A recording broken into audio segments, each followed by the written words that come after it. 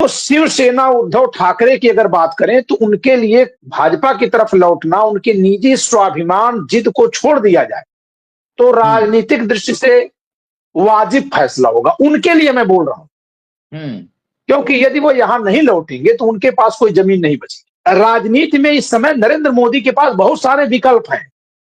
लोगों की यह गलत फहमी है कि केवल चंद्रबाबू नायडू और नीतीश कुमार के हट जाने सरकार गिर जाएगी। कदापि नहीं गिरी। प्रिया सुले जी का वो तेवर नहीं है जो शरद पवार जी का तेवर था, न उनके अंदर वो राजनीतिक चतुरता है जो अजित पवार के अंदर है। यानी ये बात किसी के लिए जेंडर बायस लग सकती है, लेकिन कहीं ना कहीं वो भाई और बहन का जो अंतर होता है कि भाई हर जगह लीड कर लेता है, समाज में जो परंपरा में रहा, वो अंतर सुप्रिया सुले और अजित पवार का दिख जाता है। इंडिया गठबंधन में जो कांग्रेस एनसीपी है, इनका तो स्वाभाविक गठबंधन है, लेकिन उसमें जो शिवसेना शामिल होती है वो अस्वाभाविक और बेमेल गठबंधन है। ये गठबंधन तब बना था जब चुनाव हो चुका था, सरकार बनाने के लिए बना था।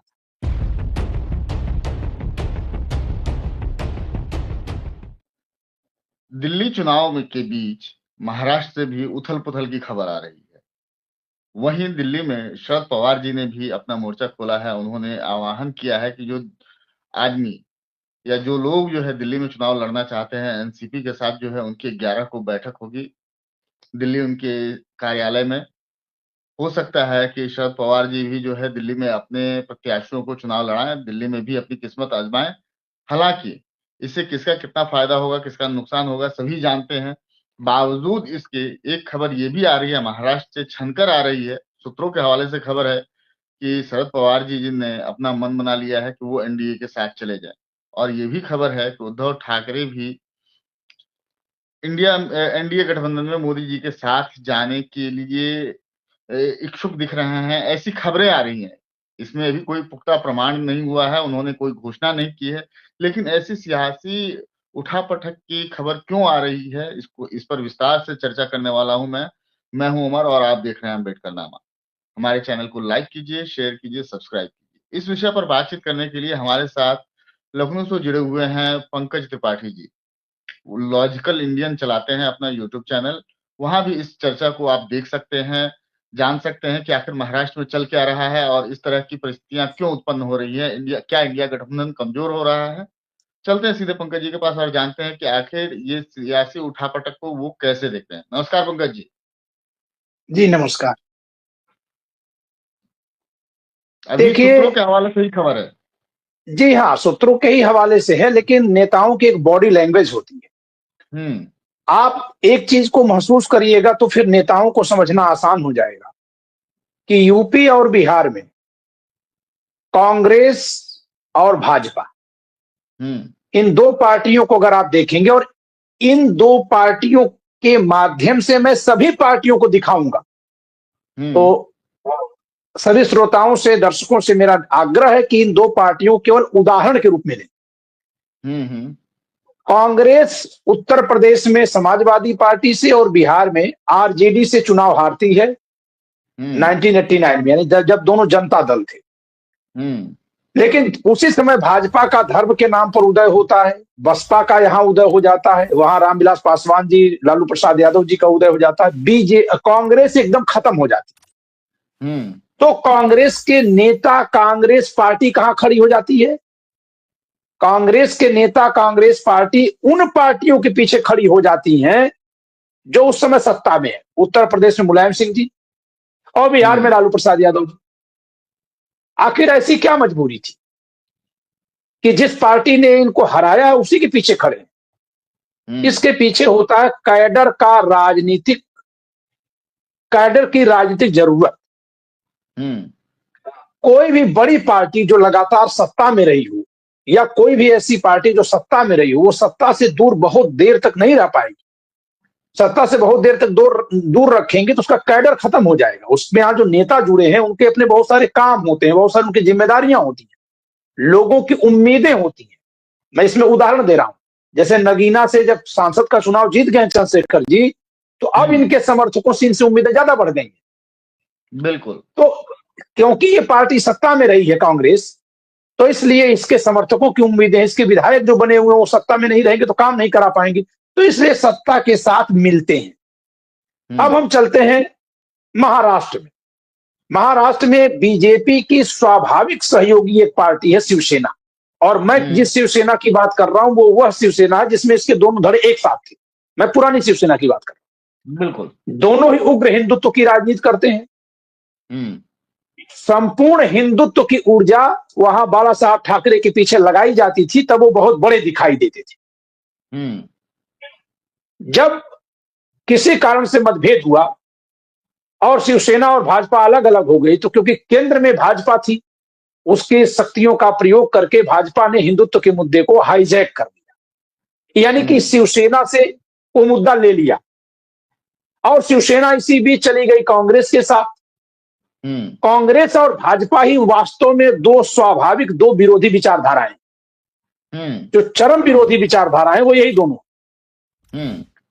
और जब आप एक विचारधारा के स्वाभाविक मित्र थे, वहां छोड़ करके चले गए कांग्रेस के साथ, तो जाहिर सी बात है कि उस विचारधारा के समर्थक आपको छोड़ देंगे। तो शिवसेना जो उद्धव ठाकरे की इस समय है, इसीलिए इसमें बगावत हुई और शिंदे अलग निकल गए। और आज जब विधानसभा का चुनाव हुआ है, तो उसमें पूरे महाराष्ट्र में शिंदे के साथ बाला साहब ठाकरे की बहुत बड़ी बड़ी पोस्टर लगवाए गए थे, और उसके जरिए संदेश दिया गया कि बाला साहब ठाकरे के असली वारिस उद्धव ठाकरे नहीं बल्कि एकनाथ शिंदे जी हैं। और इसका जनता पर असर भी पड़ा, क्योंकि इनका हमेशा वही वोटर था जो कांग्रेस के खिलाफ रहता था। अब आते हैं इनकी जरूरत।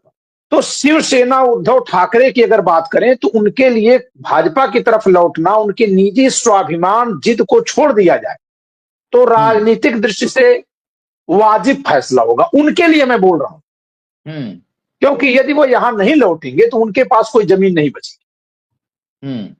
उनकी हालत उत्तर प्रदेश में कांग्रेस की जो हालत हुई है, या बिहार में जो कांग्रेस की हालत हुई है, उस तरह की हो जाएगी।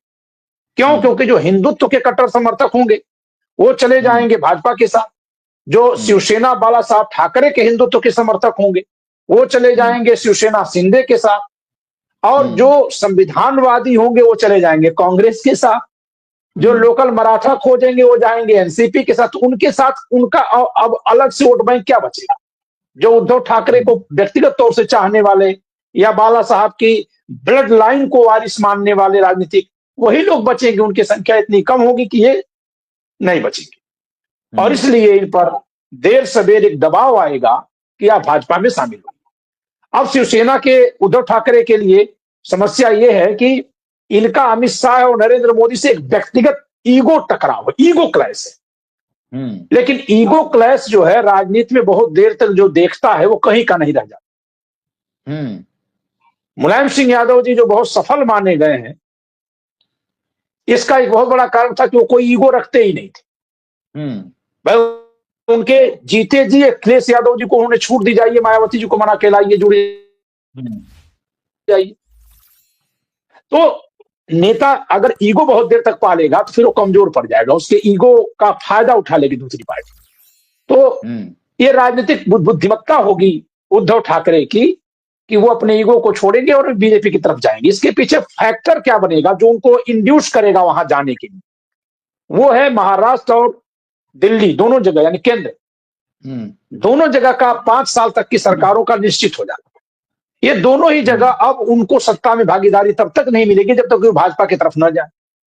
तो क्या भाजपा उनको अपनी तरफ ले सकती है? जी हाँ, उनके पास 9 सांसद हैं और सांसदों की मोदी जी की जरूरत है। तो यही एक ऐसा पॉइंट आएगा। और मोदी कभी ईगो नहीं रखते। मोदी जी, लालू जी, मुलायम सिंह यादव जी, ये लोग एक तरह के नेता हैं। ये लोग ईगो नहीं रखते, किसी से राजनीति में झगड़ा नहीं रखते। ये दीदी हमारे लिए कपड़े भेजती हैं, ममता जी को ऐसे भी कह दिए, ममता जी साथ नहीं आई तो कह दिए दीदी वो दीदी। नीतीश जी पर अभी जिस समय नीतीश जी तेजस्वी जी के साथ मिलकर सरकार चला रहे थे और महिलाओं वाला बयान परिवार नियोजन पर बोले थे, उस पर तुरंत प्रधानमंत्री जी ने संज्ञान लिया था और कितनी ओछी टिप्पणी की थी नीतीश जी पर, कैसे लोग कैसे मुख्यमंत्री बनकर बैठे हैं, और कुछ ही दिन बाद उनको समर्थन देकर के अपनी पार्टी से गठबंधन कर ले। तो ये बड़े नेता इस तरह के काम करते हैं।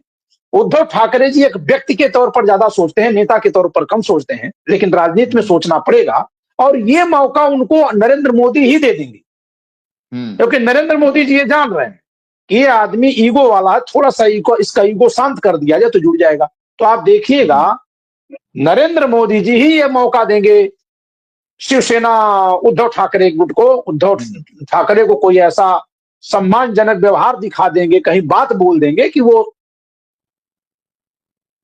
उसके बाद उनके लिए रास्ते खुल जाए, जिससे कि दिल्ली की सत्ता मजबूत की जा सके। और दिल्ली में एक और भी जरूरत है नरेंद्र मोदी को, वन नेशन वन इलेक्शन के लिए कॉन्स्टिट्यूशनल अमेंडमेंट होना है। और ये भाजपा का, नरेंद्र मोदी का बहुत बड़ा एजेंडा है।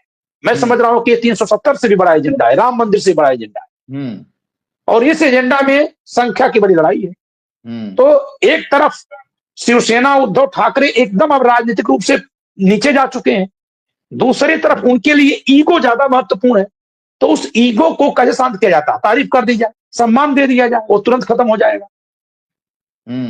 तो ये बहुत ही जल्दी ये कुछ सुनाई देगा कि हो सकता है कभी फडणवीस जी चले जाए हालचाल पूछने, या कहीं कोई बात उनके लिए कर दी जाए, या कोई कार्यक्रम करके उनको विशेष तौर से बुला दिया जाए, जिससे कि शिवसेना के 9 सांसद इनके साथ मौके पर खड़े रहे। तो ये जो सूचना है इसमें यही होना है, क्योंकि ये लोग साथ में चुनाव लड़कर देख लिए।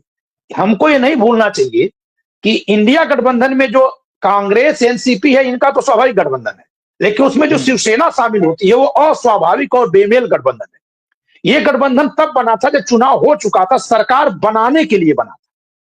सरकार बनाने के लिए जो गठबंधन होते हैं वो बेमेल होने के बावजूद भी चल जाते हैं।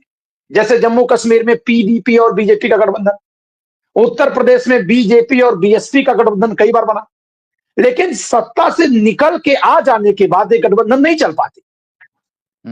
जैसे दिल्ली में अगर आम आदमी पार्टी और कांग्रेस का गठबंधन चलाया जाए, नहीं चल पाएगा, एकदम एक दूसरे के दुर्विरोधी विचारधारा है। तो उस समय जब गठबंधन बना था, उस समय ये लोग सरकार बनाने के लिए गठबंधन बनाए थे, और बाद में लोकसभा चुनाव आ गया और झगड़ा चल रही थी क्योंकि शिवसेना में फूट पड़ गई थी, तो ईगो क्लैश था, इस नाते वो लोकसभा चुनाव तक चला। लोकसभा चुनाव में सीटें ज्यादा आ गई, इस नाते विधानसभा चुनाव तक चला। लेकिन ये विधानसभा चुनाव में जो झटका लग गया, जिसके बाद ये गठबंधन नहीं बचेगा, जो राजनीतिक अनुमान है। 2 कारण इसमें आए।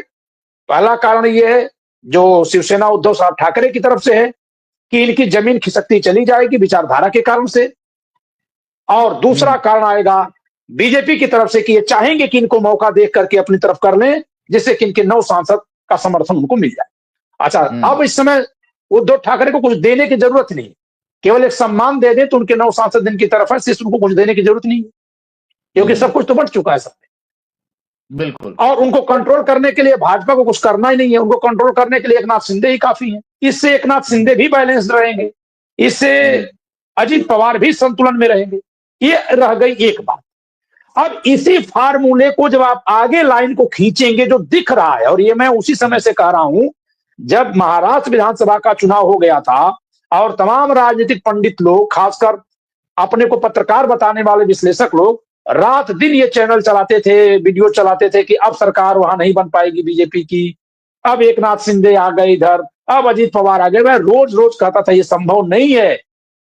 तो उसी लाइन पर मैं आगे लेकर चल रहा हूं। क्यों संभव नहीं है? मैं ये कहता था कि अगर अजीत पवार हटेंगे, शिंदे हटेंगे, फौरन गुलदस्ता लेकर अमित शाह जी पहुंच जाएंगे उद्धव ठाकरे के यहां और तत्काल जुड़ जाएंगे। उद्धव ठाकरे जी नहीं जुड़ना चाहेंगे, उनके परिवार के लोग बगावत करके उनको मना लेंगे कि नहीं आप जुड़ जाइए। परिवार के लोग का मतलब उनके सांसद, विधायक, पार्षद और परिवार के लोग। अब सरकार तो बन गई और शिवसेना हटेगी इंडिया गठबंधन से। अजीत पवार ऑलरेडी वहां जा चुके हैं, तो एनसीपी कितनी बची? आधी की जगह चौथाई बची। चौथाई क्यों? क्योंकि जब शिवसेना भी विरोध में खड़ी थी तो लग रहा था कि हिंदुत्व का वोट कटेगा और कमजोर हो जाएंगे, और एनसीपी के साथ अजीत पवार थे तो शरद पवार मजबूत दिखते थे। अब अजीत पवार जा चुके हैं उस तरफ, अब फुल फ्लेज जा चुके हैं, अब उन पर कोई ठप्पा भी नहीं लगा सकता।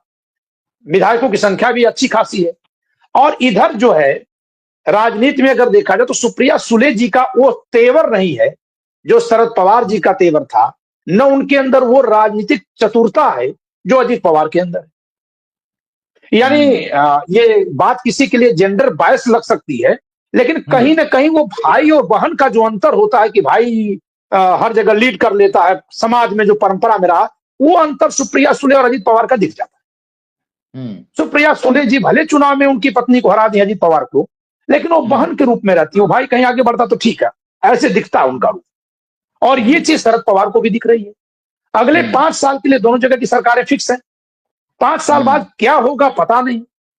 तो कोई भी नेता, खासकर जो अपनी उम्र के अंतिम पड़ाव पर जा रहा हो, जो मुलायम सिंह यादव जी जैसे स्वभाव का हो, जो शरद पवार हो, वो नहीं चाहेगा कि अपने परिवार को, अपने अगले वारिस को वो राजनीतिक उथल पुथल में, झंझावात में जूझने के लिए छोड़े। मुलायम सिंह यादव जी ने 2019 के चुनाव में सबसे पहले घोषणा कर दी थी कि नरेंद्र मोदी जी पूर्ण बहुमत से आएंगे। हाँ, उन्होंने आशीर्वाद के शक्ल में वो बात कह दी थी। तो उसी तरह से शरद पवार जी को ही पता है कि अगला 5 साल का समय अब उम्र के हिसाब से, स्वास्थ्य के हिसाब से, जरूरतों के हिसाब से बहुत लंबा है। बिल्कुल। तो इसलिए जो खबरें आ रही हैं वो यूं ही नहीं है। वो खबरें दे करके फिर नेता इसलिए पलटते हैं ताकि जनता का प्रभाव देखते हैं। एक तरीका यह भी हो सकता है कि सरकार बनाने की न तो दिल्ली में जरूरत है, न वहां पे जरूरत है। आपको याद होगा कि नीतीश कुमार जी ने सबसे पहले समर्थन तब किया था जब 370 हटाने की बात आई थी। उस समय सरकार इनकी आरजेडी के साथ चल रही थी। इन्होंने कहा नहीं, क्या जरूरत है, 370 हट जाए तो ठीक ही तो है, हमें कोई आपत्ति नहीं। तो उसी तरह से शरद पवार जी अलग रहेंगे, लेकिन कह देंगे वन नेशन वन इलेक्शन में दिक्कत क्या है। और क्षेत्रीय पार्टियां बना करके हासिल क्या हुआ है, शरद पवार जी 1998-99 से अलग है। आज तक मध्य महाराष्ट्र में क्या हो पाया। तो क्षेत्रीय पार्टियों पर भी बहुत बड़ा दबाव पड़ रहा है। वो अपने अस्तित्व की लड़ाई अब लड़ रही है। ऐसे में वो अपने लिए एक सुरक्षित रास्ता तलाशेंगे कि उनका अस्तित्व भी बचा रहे और सरकार में कहीं न कहीं पैठ अच्छे से रहे। जी जी। तो अगर देखा जाए, क्या ये आंकड़ों का खेल नहीं है? एक तरह से देखा जाए, अगर बिहार से या नीतीश कुमार जी अपना समर्थन वापस ले लें तो सरकार अल्पमत में आ सकती है। उस गैप को फिल करने के लिए जो है उद्धव ठाकरे, शरद पवार और तमाम क्षेत्रीय दलों को धीरे धीरे ही सही, एक बार ही नहीं, धीरे धीरे सही एकजुट करके वो संख्या बल पूरा कर लिया जाए कि अगर विधानसभा चुनाव में, बिहार विधानसभा में चुनाव में अगर नीतीश कुमार जी थोड़ी सी भी इधर उधर करते हैं तो कहें ठीक है भाई, आप अलग रहिए, हम अपनी सरकार बनाएंगे। या नीतीश अमर जी मेरी बात सुनने में कुछ अमर जी मेरी बात सुनने में कुछ लोगों को अटपटी लगेगी, समझ में नहीं आएगा। लेकिन मैं जो देख रहा हूं, यूपीए 2 सरकार जो चली थी मनमोहन सिंह जी की, वो महज 206 सांसद वाली कांग्रेस थी। इस समय भाजपा के पास 240 सांसद हैं। नरसिम्हा राव जी की गठबंधन की सरकार को छोड़ दें तो शेष जितनी गठबंधन की सरकार रही हैं, उनमें जो सबसे बड़ा दल रहा है, जिसकी सरकार रही है, चाहे वो अटल बिहारी वाजपेयी जी की 2 बार सरकार रही और मनमोहन सिंह जी की 2 बार रही। क्योंकि जो बीपी सिंह चंद्रशेखर जी और देवगौड़ा और गुजराल जी की थी, वो छोटे दल की सरकार थी। जो बड़े दल की सरकार में उसकी बात कर रहा हूं, तो बड़े दल में तुलनात्मक रूप से अटल जी की भाजपा और मनमोहन सिंह जी के दोनों कार्यकाल की कांग्रेस की सीटों की तुलना में नरेंद्र मोदी की भाजपा की सीटें बहुत ज्यादा हैं। 240 सीट है इनके पास। अटल जी के पास 240 सीट नहीं थी बीजेपी में, न मनमोहन सिंह जी के पास 206 से ज्यादा कभी सीट थी। तो पहले तो ये कहना कि सरकार कमजोर है, ये राजनीति को न जानने जैसा है या 32 सीटों का बहाना बनाने जैसा है। मैं राजनीति को जो जानता हूं, जिस तरह से ये असंभव है कि ममता बनर्जी जी इंडिया गठबंधन की लीडर बन जाए और भारत में स्वीकार हो जाएंगे, भारत भर में नहीं स्वीकार हो सकती, संयोजक बन जाए, आयोजक बन जाए, परामर्शदाता हो जाए, वो ठीक है, उनके चेहरे पर राजस्थान में नहीं वोट मिलेगा। ठीक उसी तरह से ममता बनर्जी के लिए यह बिल्कुल संभव है कि कल जब नरेंद्र मोदी की सरकार गिरे तो अपने सांसदों से कह दें वॉकआउट कर जाओ, या अपने सांसदों से कह दें समर्थन कर दो, या यहां तक कि वो सरकार में शामिल हो जाए। दिक्कत क्या है भाई? उनको कुल मिला के बंगाल में राजनीति करनी है। तो नरेंद्र मोदी सरकार को अगर अपने कब्जे में कर लेंगी वो इन लोगों के हटने से, तो बंगाल में जो भाजपा एक्टिव रोल कर रही है कम करेगी, रुक जाएगी। ये राजनीति में इस समय नरेंद्र मोदी के पास बहुत सारे विकल्प हैं, लोगों की ये गलत फहमी है कि केवल चंद्रबाबू नायडू और नीतीश कुमार के हट जाने से सरकार गिर जाएगी। कदापि नहीं गिरेगी। ये सरकार बहुत अच्छे से स्थिर है, इसके पास बहुत सारे विकल्प हैं। अन्यथा ये नीतीश कुमार पर इतना दबाव क्यों डालते? नीतीश कुमार पर मैं फिर से कह रहा हूं कि जो बात मैं पहले वाले वीडियो में कहा था बिहार वाले राजनीति पर, कि संभव है कि नीतीश कुमार को बीजेपी ही ढकेल कर भेजेगी इंडिया गठबंधन में, कि आप जाइए वहां से चुनाव लड़ लीजिए। चुनाव लड़ने के बाद सरकार जब बनानी होगी तो अब तो तेजस्वी की सरकार बन नहीं पाएगी। अगर नीतीश जी चले जाए इंडिया गठबंधन में तो जो सीटें बढ़ जाएगी आरजेडी जेडीयू में, फिर आरजेडी की कांग्रेस के अपने दम पर सरकार बन नहीं सकती और फिर जेडीयू के पास विकल्प मिल जाएगा। या नीतीश जी भी ये खेला कर लें कि थोड़ा सीटें बढ़ा के फिर तो दोनों को हम करेंगे बार्गेन। इस राजनीति में, क्योंकि ये नेता भाजपा को छोड़कर जो अपने मुद्दे को लेकर एकदम क्लियर है और कोई पार्टी अपने मुद्दे को लेकर क्लियर नहीं है, और सारी पार्टियां किसी भी तरह से सरकार में आना चाहती हैं, और अब इनकी सरकार से दूरी इतनी ज्यादा हो चुकी है कि ये किसी भी तरह से आ जाना चाहिए। तो मैं इसीलिए कह रहा हूं कि नंबर गैप को पाटने के लिए इनके पास ममता बनर्जी भी है। अभी कोई ये ना सोचे कि ममता बनर्जी वॉकआउट करके समर्थन नहीं कर लेंगे। ममता बनर्जी जी वॉकआउट केवल कर जाएंगी तो ये दोनों लोग समर्थन वापस ले लेंगे, तभी सरकार बच जाएगी। अखिलेश जी वॉकआउट कर जाए तो बहुत तरह से राजनीति में एक दूसरे का समर्थन होता है, क्योंकि अभी फुल फ्लेज सरकार नरेंद्र मोदी को की दिख रही है। ये एक बात है। दूसरी बात है कि उद्धव ठाकरे का अपना कारण जो है मैंने बताया, और शरद पवार जी के परिवार का जब राजनीति अलग हो गई है तो अब आप सोचिए कि शरद पवार जी कमजोर दिख गए। इसके पहले क्या था, एक बार अजीत पवार जी इनका समर्थन लिए बिना, अनुमति लिए बिना ही फडणवीस जी के साथ उप मुख्यमंत्री का शपथ ले लिए। एक दो दिन के बाद उनको इस्तीफा देकर हटना पड़ा। जब वो इस्तीफा देकर हटे तो उससे यह साबित हुआ था कि शरद पवार स्ट्रांगर देन अजीत पवार, कि शरद पवार जो है पार्टी में अजीत पवार से मजबूत। फिर एक बार की स्थिति ऐसी आई कि अजीत पवार पार्टी तोड़कर मिल गए, तो लगा कि अजीत पवार कमजोर हैं, शरद पवार जी मजबूत हैं। लेकिन क्योंकि अजीत पवार नरेंद्र मोदी के साथ चले गए, बीजेपी के साथ चले गए, तो स्पीकर का और गवर्नर का लाभ ले लिया और वहां पे चले गए, क्योंकि लोकसभा में अजीत पवार जी पीछे रह गए थे, शरद पवार जी आगे थे। तो लोकसभा चुनाव 2024 तक यही लगा कि शरद पवार जी बड़े नेता हैं, अजीत पवार जी इसलिए केवल अलग रह पा रहे हैं क्योंकि उनके साथ केंद्र सरकार का पूरा समर्थन।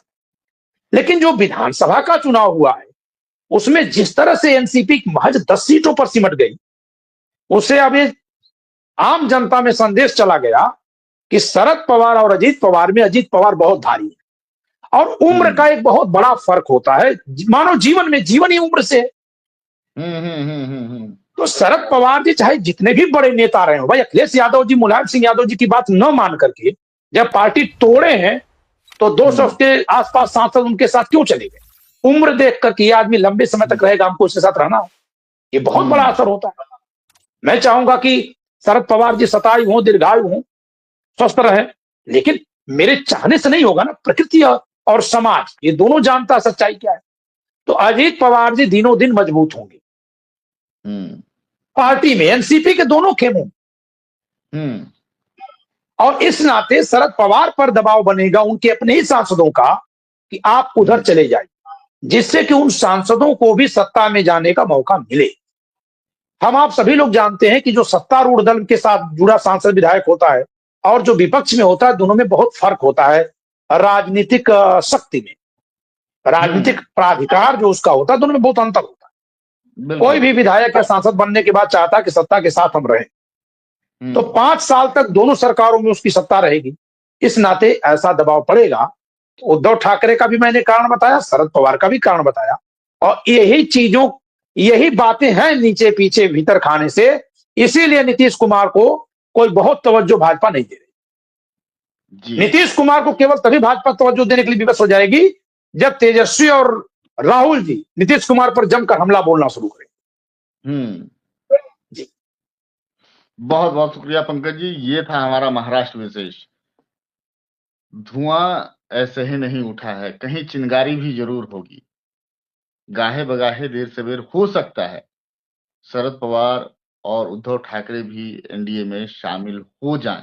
देर सवेर की बात कह रहा हूं मैं, अभी तत्कालीन कारण यही दिख रहा है, या हो सकता है कि आने वाले चंद दिनों में ही ऐसी खबरें आ जाएं, लेकिन अफवाह तो जरूर है, खबरें तो जरूर है। देखना हम लोग को बड़ा दिलचस्प होगा कि आखिर किस मोड़ पर आकर मिल रहे हैं, इन लोग का जुड़ाव कैसे हो रहा है, और फिर इंडिया गठबंधन की स्थिति कैसी रहेगी, कितनी मजबूत रह पाएगी इंडिया गठबंधन, या इंडिया गठबंधन टूट जाएगी। तब तक के लिए बने रहिए, देखते रहिए हमारा चैनल, लाइक कीजिए, शेयर कीजिए, सब्सक्राइब कीजिए। बहुत बहुत धन्यवाद।